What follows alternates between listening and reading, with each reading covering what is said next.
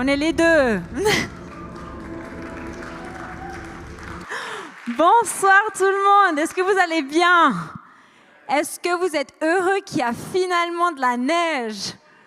Qui est triste qu'ils ne sont pas en train de regarder Arsenal gagner? Non, je rigole, c'est que moi et Sandro qui comprenons, ils sont en train de jouer, priez pour eux. Non, je rigole.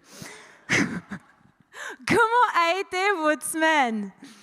Est-ce qu'elle a été bien? J'espère qu'elle a été bien. Mais j'avais des questions pour vous, parce que je pense que peut-être votre semaine s'est passée de 3 manières.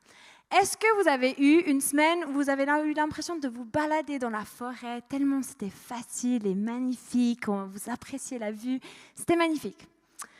Ou est-ce que vous avez eu l'impression d'avoir fait une course légère? Parce que c'était quand même, il y avait quelques complications. Ou sinon, est-ce que vous avez eu l'impression d'avoir fait un marathon? Ou même un marathon sous une tempête? Je ne sais pas si une de ces semaines vous parle. J'espère plutôt la première.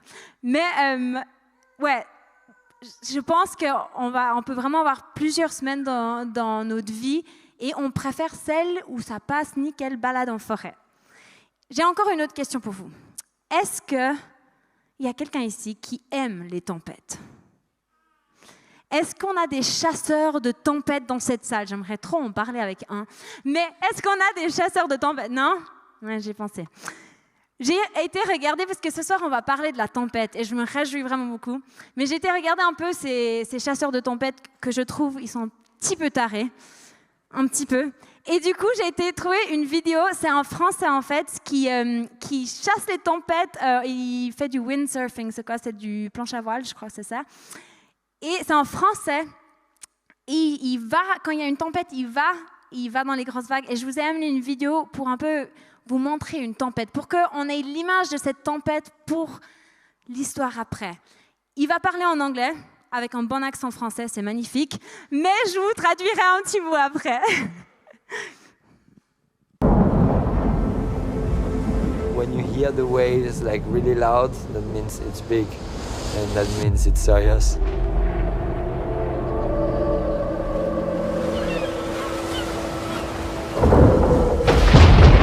Even though I can prepare everything, this moment is what it is.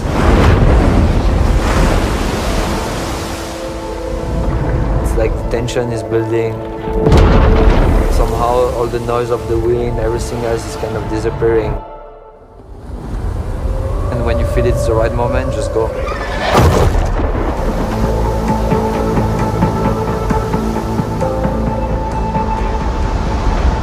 This for me is just a way to feel like the rhythm of life, no?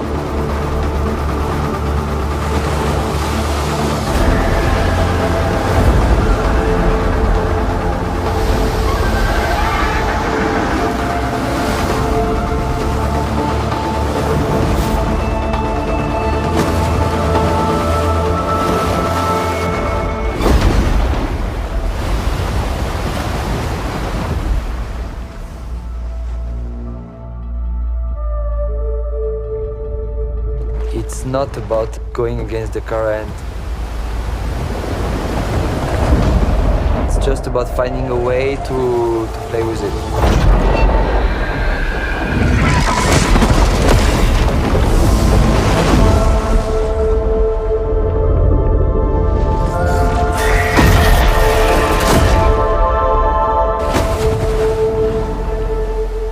Nowadays, we all want to pretend that we control everything, you know?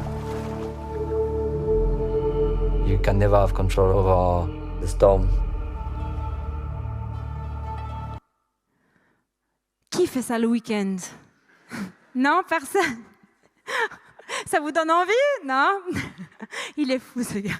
Mais il dit un truc à la fin que je trouvais intéressant. Il dit, il ne s'agit pas de lutter contre le courant, mais de trouver un moyen de jouer avec celui-ci. De nos jours, nous voulons tous faire semblant de tout contrôler. On ne peut jamais avoir le contrôle sur la tempête. Et je trouve ces phrases intéressantes. Alors, je ne suis pas 100% sûre que Dieu il est d'accord avec tout, hein, parce que je ne suis pas sûre que Dieu il serait en mode allez-y dans toutes les tempêtes et cherchez-les, parce que c'est trop bien. Mais je pense qu'il y a quelque chose qui a à creuser, il y a quelque chose d'intéressant dans sa manière de vivre la tempête, en fait. Et j'ai vu une image avec ce qui se passe en Californie en ce moment, avec les tempêtes qui se passent. Et je trouvais fort parce que ça montrait plutôt notre réaction à la tempête. Au lieu d'être comme ce gars qui cherche la tempête, en fait, là, c'est severe weather. Il y a vraiment la météo sévère d'éviter de voyager jusqu'à que ça passe. Et en fait, c'est comme ça qu'en fait, nous, on vit les tempêtes. On l'évite, on l'ignore ou on va dans l'autre sens. J'ai vu aussi des gens qui allaient aux tornades et puis en fait, ils allaient jusqu'au bout. Puis après, quand c'était juste un peu trop chaud, ils allaient dans l'autre sens très, très vite. Et c'est ça que nous, on fait d'habitude. On ne va pas le chercher, on va plutôt aller dans l'autre sens. On ne va pas vouloir voir la tempête. On veut pas... Personne n'aime, sauf erreur, personne n'aime ou veut aller vers la tempête, sauf si tu as soif de folie, hein, comme ce gars. Ok, là, on peut en parler. Et pourtant, ce soir, dans l'histoire qu'on va voir, Jésus, il pousse les disciples vers une tempête. Et on va lire dans Marc 6. Aussitôt après, il obligea ses disciples à monter dans la barque et à les précéder sur l'autre rive, vers Bethsaïda, pendant que lui-même renverra la foule. Quand il l'eut renvoyé, il s'en alla sur la montagne pour prier. Le soir venu, la barque était au milieu du lac et Jésus était seul à terre. Il vit qu'ils avaient beaucoup de peine à ramer car le vent leur était contraire. Vers la fin de la nuit, il alla vers eux en marchant sur le lac. Il voulait les dépasser. Quand ils le virent marcher sur le lac, ils crurent que c'était un fantôme et ils poussèrent des cris car ils le voyaient tous et ils étaient affolés. Jésus leur parla aussitôt et leur dit « Rassurez-vous, c'est moi, n'ayez pas peur. » Puis il monta près d'eux dans la barque et le vent tomba. Ils étaient en eux-mêmes extrêmement stupéfaits et étonnés, car ils n'avaient pas compris le miracle des pains, parce que leur cœur était endurci. Rassurez-vous, il dit. Jésus leur dit, rassurez-vous. Et en fait, dans le grec et dans les versions anglaises, en fait, c'est tarseo et ça veut dire avoir du courage. Il leur dit, pas juste rassurez-vous, ils disent, ayez courage. Ayez confiance. Et en fait, il y a cette histoire, je trouve cette histoire magnifique, mais j'ai tellement entendu des prêches là-dessus que je dois avouer, quand j'ai vu un peu le texte qu'il fallait que je prenne, j'étais mince, moi j'aime bien les un peu spécial de texte. Mais celui-ci, je me suis dit, allez, je pense que c'est pour ça que j'ai lu autant de commentaires. Je me réjouissais de lire et en fait, il est à 3 endroits dans la Bible, dans les évangiles, et il y en a un autre dans Matthieu, que peut-être vous connaissez bien aussi. On va juste lire parce qu'il y a une partie, c'est quasi la même chose, mais il y a juste une partie qui est rajoutée. Dans Matthieu 14, au moment qu'il voit Jésus, qui commence à réaliser, il réalise que c'est Jésus, Pierre qui se dit « Allez, je vais me lancer ». Il dit « Seigneur, si c'est toi, ordonne-moi d'aller vers toi sur l'eau ». Jésus lui dit « Viens ». Pierre sortit de la barque et marcha sur l'eau pour aller vers Jésus. Mais voyant que le vent était fort, il eut peur. Et comme il commençait à s'enfoncer, il s'écria « Seigneur, sauve-moi !» Aussitôt, Jésus tendit la main, l'empoigna et lui dit « Homme de peu de foi, pourquoi as-tu douté ?» Ils montèrent dans la barque et le vent tomba. Ceux qui étaient dans la barque vinrent se prosterner devant Jésus en disant « Tu es vraiment le Fils de Dieu. » Du coup, on va décortiquer ça, je me réjouis trop. On voit au début, Jésus obligea, et c'est le même mot dans Matthieu, obligea ses disciples d'aller dans le bateau, dans la tempête. Ils savaient qu'une tempête venait. Et quand on lit ça avec du recul, on peut se dire, mais pourquoi ? Pourquoi Jésus a fait ça ? Comment il a pu faire ça ? C'est comme dans notre vie de tous les jours, quand on voit une tempête qui nous arrive dessus, on dit, mais Jésus, pourquoi est-ce que tu fais ça ? Comment tu peux me faire ça ? Et une des raisons qui l'oblige, en lisant mes commentaires, une des raisons qui l'oblige les disciples à aller dans le bateau, c'est parce que qu'est-ce qui vient de se passer juste avant ? On lit dans Matthieu, ils viennent de nourrir 5000 familles, de 5 pains et 2 poissons. C'est déjà assez extraordinaire. Des fois, on pense que nous, on a eu une grosse journée, hein ? Mais je me suis dit, t'imagines s'il y a 5000 familles qui viennent toquer à ta porte et qui disent « J'ai faim, s'il vous plaît, est-ce que vous pouvez me donner ?» Non, genre tu fermes la porte et tu dis « Bonne nuit !»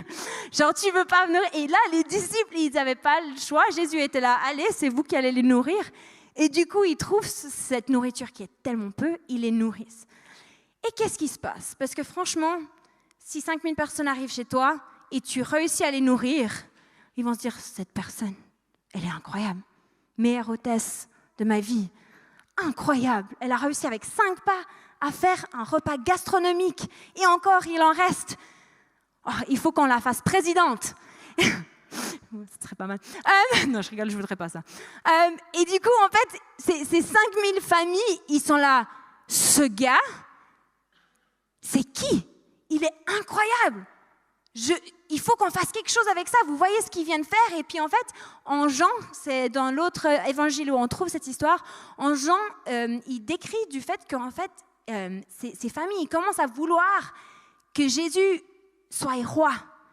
Ils commencent à réaliser, ce peuple, qu'en fait, voici le Messie qu'ils attendaient depuis si longtemps. Il est là devant eux. Ils veulent qu'il soit roi. Ils veulent l'amener. Ils veulent commencer une révolution. Et Jésus, il connaissait ses disciples qui, j'ai lu dans les commentaires, il disait qu'ils pensaient qu'ils pouvaient être tentés par cette révolution. Et du coup, Jésus, il leur dit « Go !» parce qu'il sent que ça peut mener à quelque chose de pas bon. Et du coup, il leur dit « Go ! Allez dans le bateau, vraiment, il faut y aller maintenant. » Jésus, il savait qu'il n'était pas appelé à être le genre de Messie que ce peuple il voulait. Et du coup, il ne voulait pas commencer une révolution. Il ne voulait pas ça. Il savait qu'il devait mourir sur une croix et du coup, il ne voulait pas commencer cette révolution. Et du coup, il savait que ses disciples ils devaient être loin pour pas qu'eux, ils commencent à alimenter ça. Et du coup, il leur dit, mais allez-y. Et à ce moment-là, il calme la foule, il disperse la foule et comme ça, il peut aller prier. Et je trouve ça fort de réaliser à quel point des fois on ne se rend pas compte de l'enjeu de pourquoi Jésus nous dit. Des fois, je pense que les disciples, ils n'ont jamais su la raison pourquoi Jésus leur a dit « maintenant vous allez ». Des fois, on ne sait pas la raison, mais Jésus, il a une raison. Pourquoi il nous oblige des fois à faire quelque chose. Il savait qu'il allait avoir une tempête, mais moi je pense que peut-être il savait qu'il allait avoir une plus grande tempête s'il restait. Il allait avoir une plus grande tempête, une plus grande révolution si les disciples y restaient. Et je réfléchissais beaucoup à cette histoire de cette tempête et de pourquoi Jésus envoyait ses disciples dans la tempête. Et je me suis rendu compte que les disciples et Jésus, ils étaient déjà dans une tempête, même avant qu'ils aillent dans le bateau. Pourquoi ? En début de journée, en fait, de cette journée folle, il y a Jean-Baptiste en fait, qui a été exécuté, qui a été décapité. Du coup, en fait, ils étaient déjà en début de journée dans une tempête de deuil. Je ne sais pas si vous avez déjà traversé ça, mais ça ressemble à une tempête quand on traverse le deuil. Du coup, ils avaient déjà traversé la tempête de la deuil en début de journée. Ils n'étaient, je pense, pas sortis de ça. Ensuite, il y a 5000 familles devant eux. Ça, en elle-même, c'est une tempête. Si vous avez des enfants, vous savez, déjà, une famille, c'est tempête. Plusieurs familles, beaucoup de tempêtes.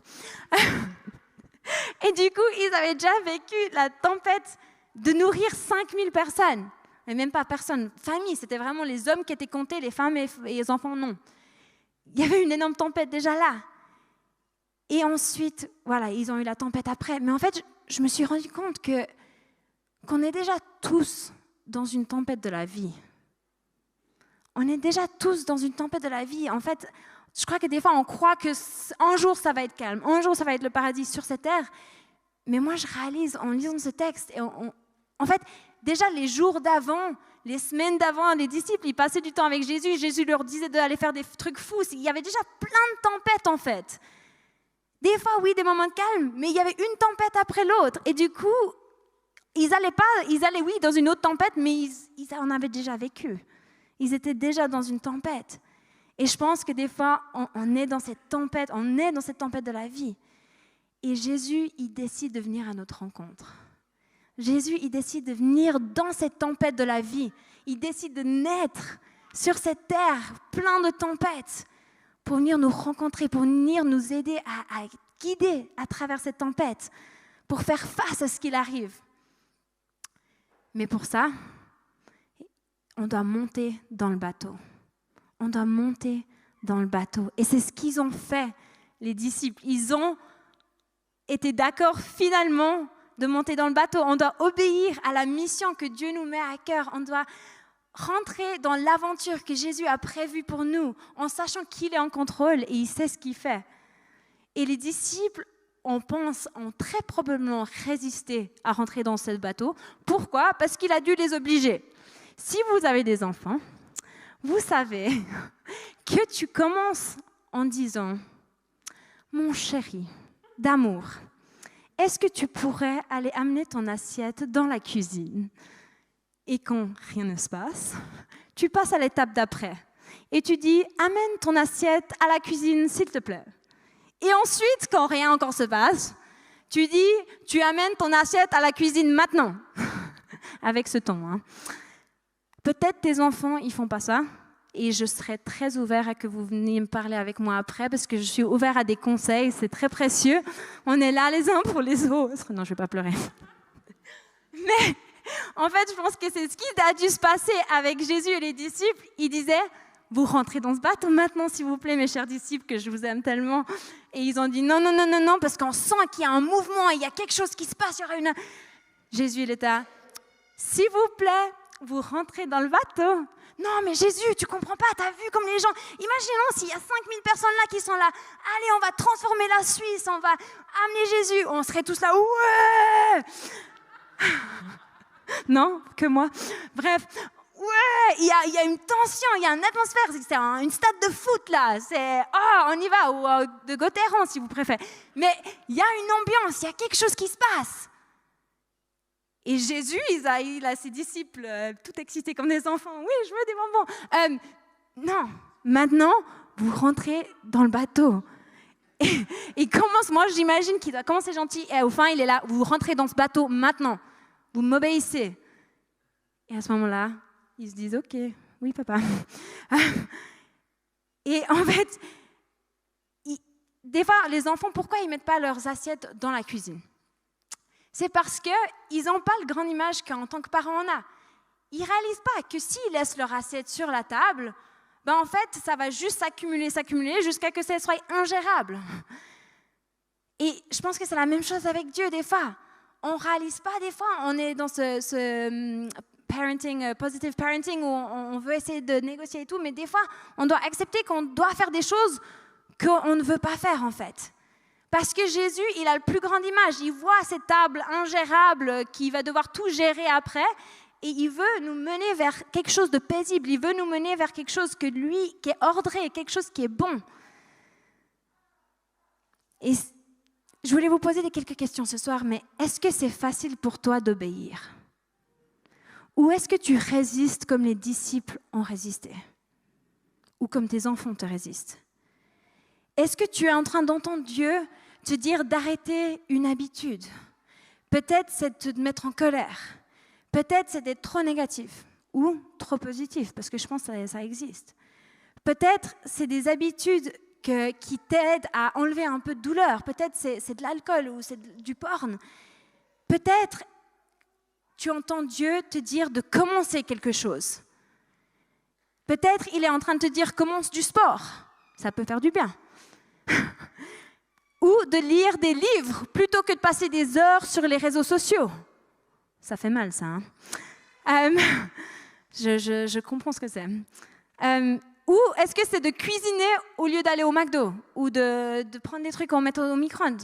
Peut-être il est en train de te dire de commencer un nouveau travail parce que l'ambiance au travail, tu sens que c'est malsain. Tu sens qu'il y a quelque chose, il y a de l'influence qui n'est pas bon et tu sens que Dieu il te dit pars de là.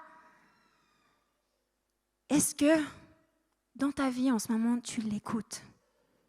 Est-ce que tu lui fais confiance qu'il te voit et qu'il est là et qu'il sait que ça va bien se passer et qu'il sait qui va se passer? Est-ce que tu vas l'obéir comme les disciples l'ont finalement fait? Et j'ai écouté un message de Steven Furtick cette semaine qui a dit un truc que je trouvais incroyable. Au moment où ils sont partis, le vent était contre eux. Ce qui est fou, c'est s'ils avaient fait demi-tour, le vent aurait soufflé pour eux. Si les disciples étaient revenus en arrière, le vent aurait été en train de les pousser en arrière.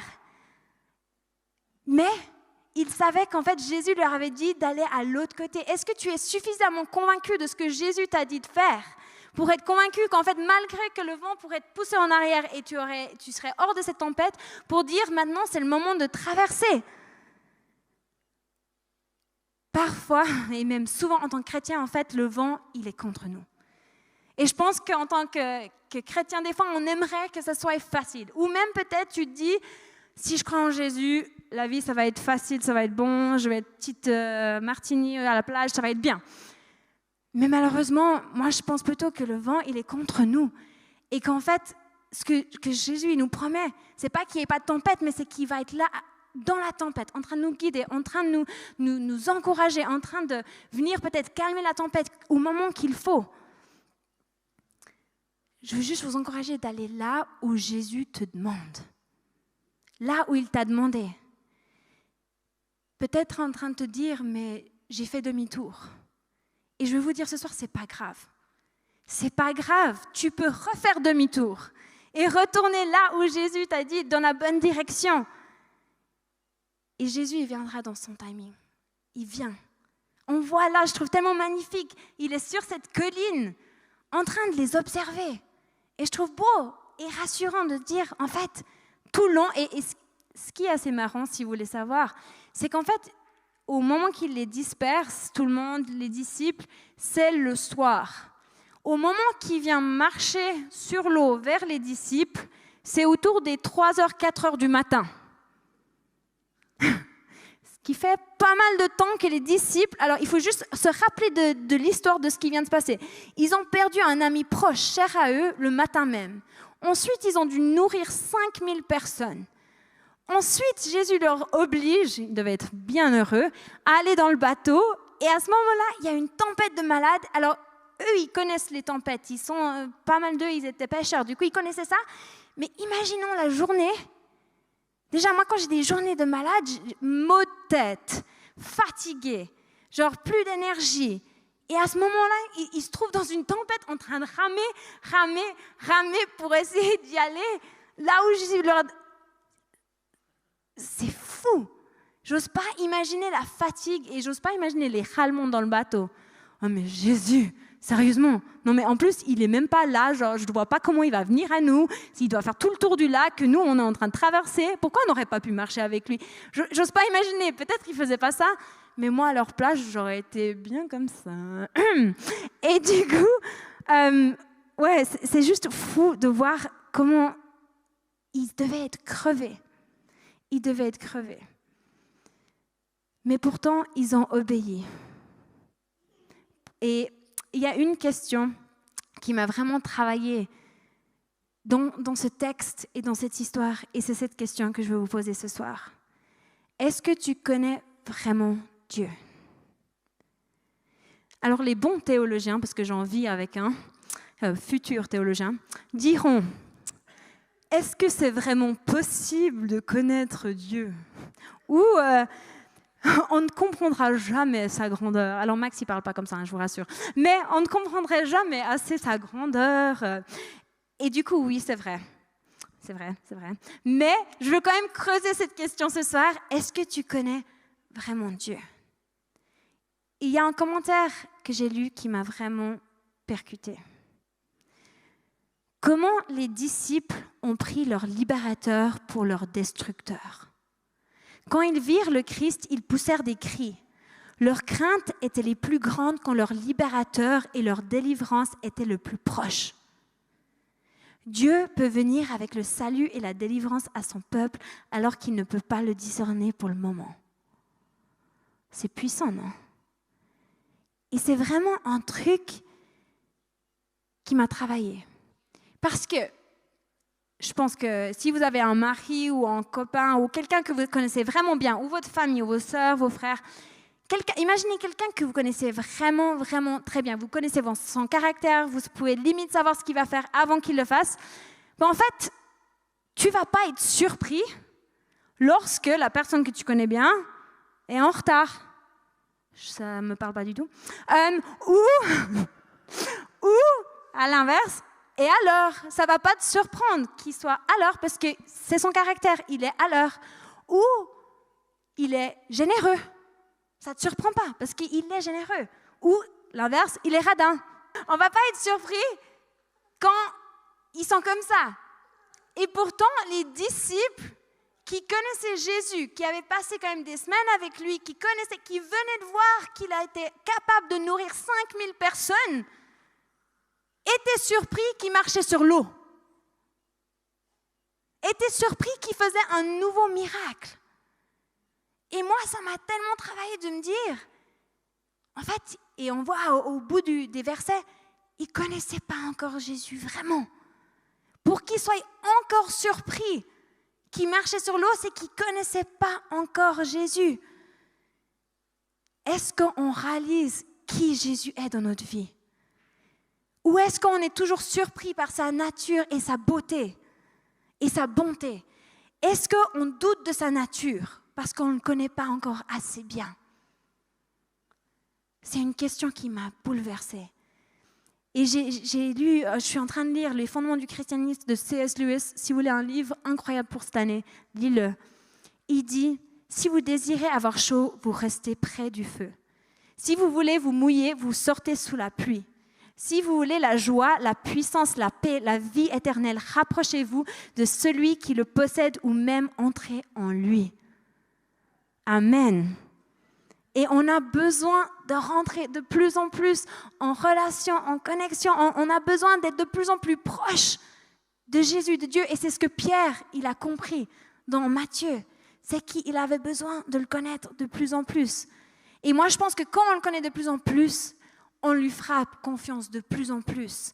On aura peur de moins en moins. On saura comment agir comme lui. Et en réfléchissant à cette scène, je me demandais, est-ce que Jésus, en fait, si Jésus, il était pendant longtemps sur cette colline, on a dit, de genre le soir jusqu'à 3h, 4h du matin, où il a finalement agi. Pourquoi il était là en train de les regarder galérer, en train de dire « Allez les gars, vous pouvez le faire !» Moi, je me demande si c'est parce qu'il ne nous fait pas confiance dans nos choix. Il croit qu'on est capable de suivre son exemple. Je me suis dit, qu'est-ce qu'ils auraient dû faire, ces disciples? Alors, on ne sait pas. Peut-être, au lieu de râler, ils étaient en train de prier. C'est trop beau.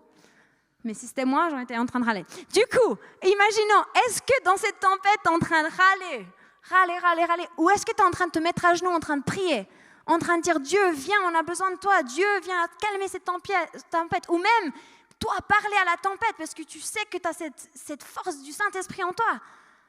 Ou est-ce que toi, tu es même en train de sortir de la barque parce que tu sais que le même esprit qui vit en Jésus vit en toi?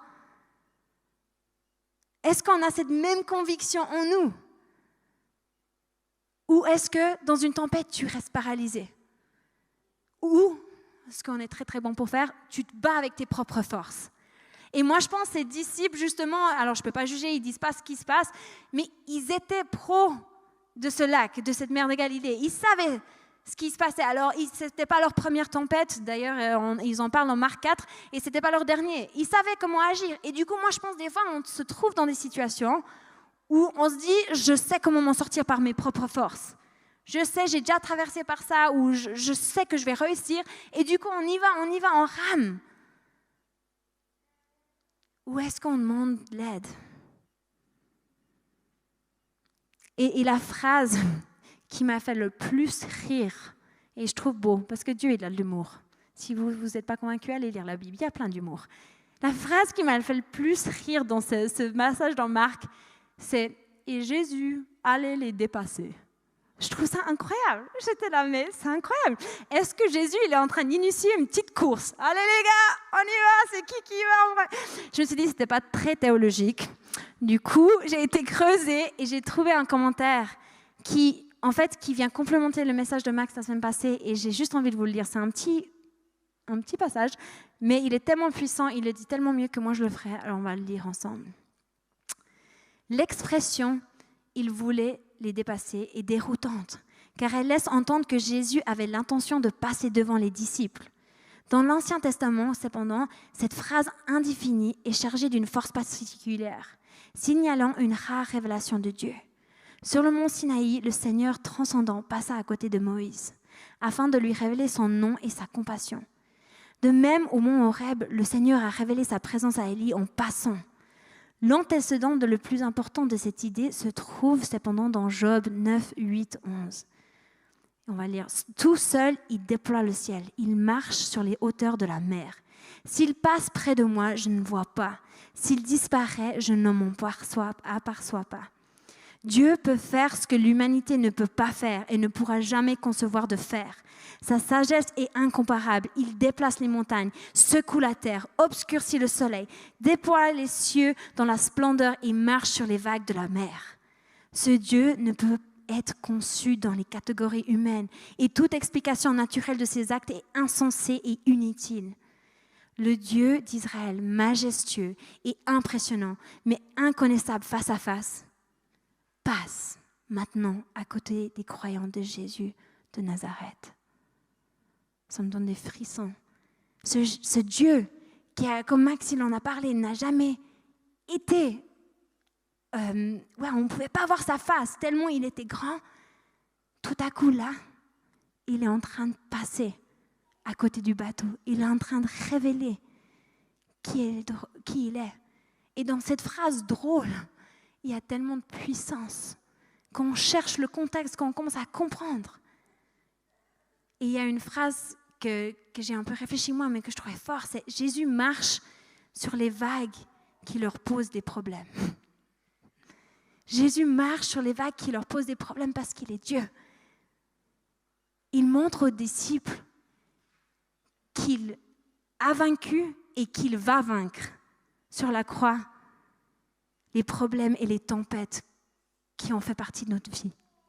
Il montre qu'il peut marcher sur ces vagues. Et des fois, je pense qu'on doit entrer dans ces tempêtes parce qu'on doit apprendre. On doit avoir des révélations de qui il est. Ils n'auraient jamais eu cette révélation de qui Jésus est, ce Fils de Dieu qui disent au bout de Matthieu, s'ils n'avaient pas vu ces miracles les uns après les autres. Et du coup, on doit des fois passer ces tempêtes pour avoir une autre révélation, pour avoir une autre chose que Jésus veut nous montrer. Et si tu veux une révélation encore plus grande, fais comme Pierre. Sors de la barque, marche sur l'eau et tu verras que Jésus, il te montrera encore un autre aspect de qui il est, un autre aspect qui vient te tenir. Imite ce que Jésus y fait. Imite ce que Jésus y fait. Et fais-le pas pour impressionner. Et fais-le pas pour être impressionné. Mais fais-le parce que tu as envie d'être plus proche de Jésus. Parce que peut-être Pierre aurait pu se dire, je vais montrer aux autres disciples ce qu'ils devraient faire. Alors je sors pour essayer d'impressionner les autres de sa capacité d'être le plus grand disciple. Ou peut-être il aurait pu sortir de cette barque en disant, je vais être impressionné par Dieu, je veux voir ce qu'il est capable de faire. Mais moi je ne crois pas. Moi je crois plutôt qu'il a vu Jésus, son Seigneur, son Sauveur, et il s'est dit, je vais être vers là où il est. Et c'est pour ça qu'on doit faire les choses. Et j'ai vraiment eu cette révélation en lisant ce texte, qu'en fait, il est sorti Pierre, il a marché, il a échoué aussi d'une certaine manière, il est tombé. Jésus l'a relevé et je trouvais intéressant dans un commentaire que j'ai lu, il disait « Jésus aurait pu leur faire remettre sur l'eau en lui parlant. Pas forcément en lui tenant la main, mais il voulait lui montrer qu'il était là, qu'il était fort, il était présent. Bref, mais il leur monte, il marche dans la barque. Et à ce moment-là, les disciples sont « Waouh, Pierre, c'était fou ce que tu viens de faire, c'est incroyable !» Non. Ou « Oh, j'aurais trop aimé faire ça, t'as trop bien fait de faire ça !» Non. En fait, ils savaient que ce que Pierre venait de faire, c'était Jésus.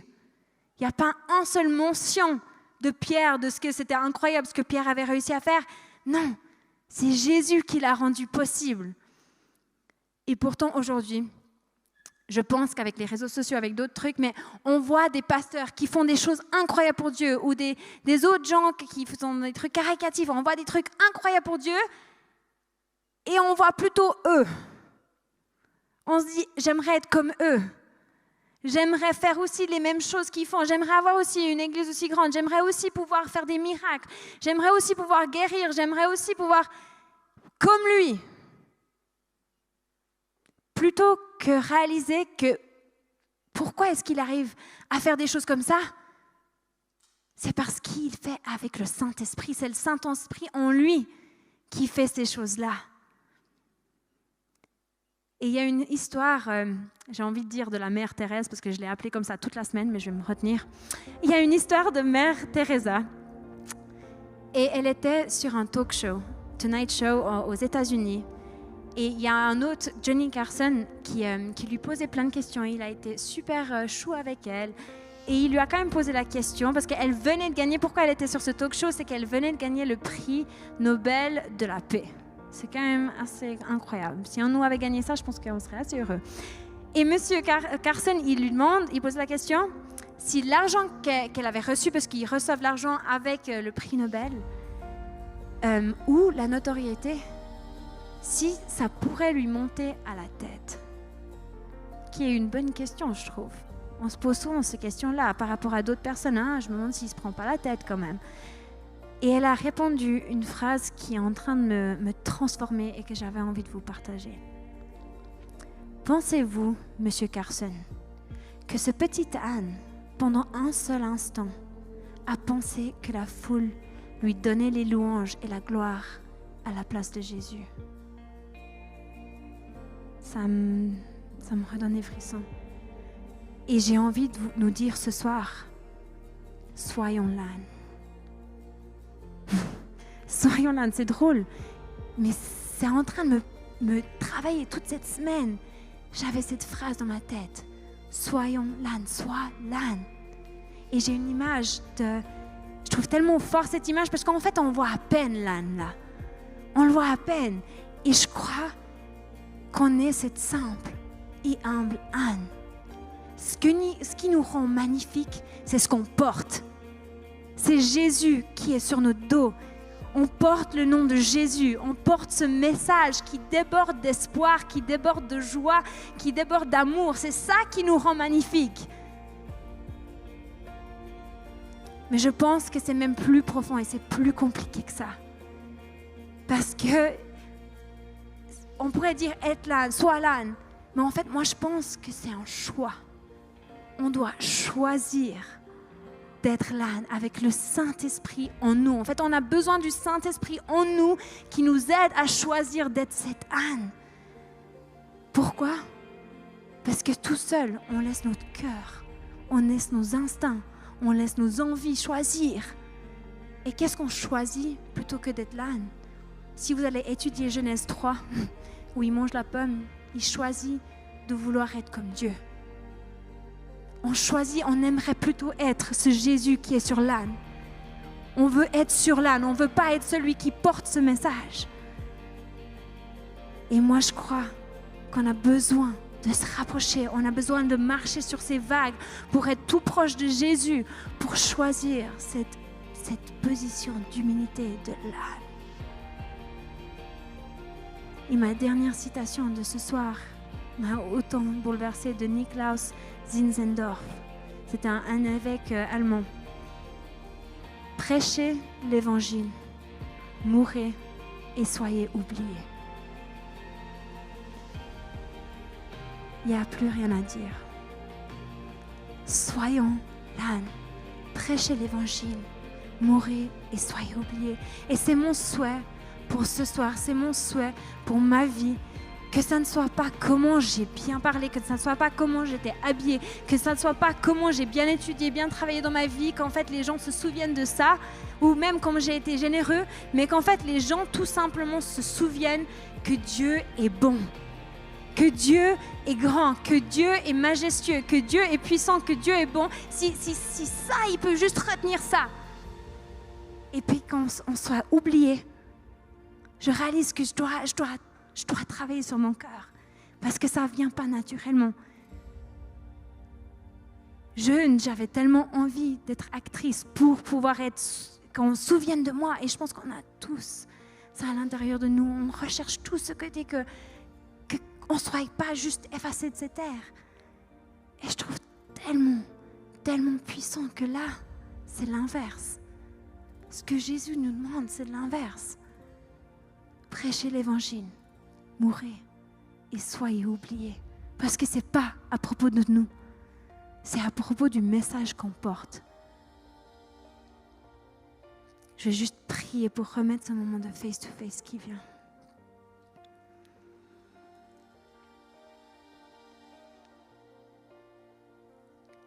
Jésus, il n'y a pas de mots pour décrire toutes tes facettes, pour décrire ta puissance, qui est capable de marcher sur l'eau, qui est pas capable de venir à notre secours dans les bons timings, les moments qu'il faut.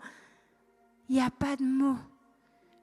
Je te prie vraiment que dans ce moment de face-to-face, qu'on puisse te voir en train de marcher sur l'eau, qu'on puisse voir ta face, ce Dieu qui a passé devant Moïse, ce Dieu qui a passé devant Élie, ce Dieu qui s'est montré, mais pas totalement, mais en fait maintenant il est visible pour nous. Papa, je te prie vraiment pendant ce face-to-face que tu te rends visible aux gens dans cette salle, qu'on te voit, qu'on te sent, que ton Saint-Esprit vient juste nous envahir. Viens, Papa. Et viens transformer ce cœur endurci, comme on a lu dans ces versets, pour le transformer en cœur de chair, qui sait s'humilier, qui sait être l'âne, qui sait que ce n'est pas à propos de nous. Aide-nous, Papa, à tout lâcher, à t'abandonner, à tout abandonner à toi. Amen. Et j'ai juste envie que vous gardiez vos yeux fermés et vos têtes baissées, mais peut-être pour la première fois ce soir, vous sentez que c'est le moment de donner vos vies à Dieu, de donner votre cœur à Dieu, de vous abandonner à lui. Et j'ai juste envie de vous inviter, moi j'ai les yeux fermés, tout le monde a les yeux fermés. Si c'est le cas, viens juste lever ta main. Viens montrer à Dieu que tu as envie qu'il vienne dans ta vie. Et j'ai juste envie de prier pour vous. Et peut-être vous puissiez faire cette prière aussi. Seigneur, viens dans ma vie. Je m'abandonne. Je laisse les choses que j'ai faites derrière. Je lâche tous mes espoirs, toutes les choses que j'ai envie pour ma vie. Et je te demande que ça soit remplacé par toi. Merci Jésus pour ce que tu as fait à la croix. J'accepte ton pardon. J'accepte ta vie. Amen. Amen.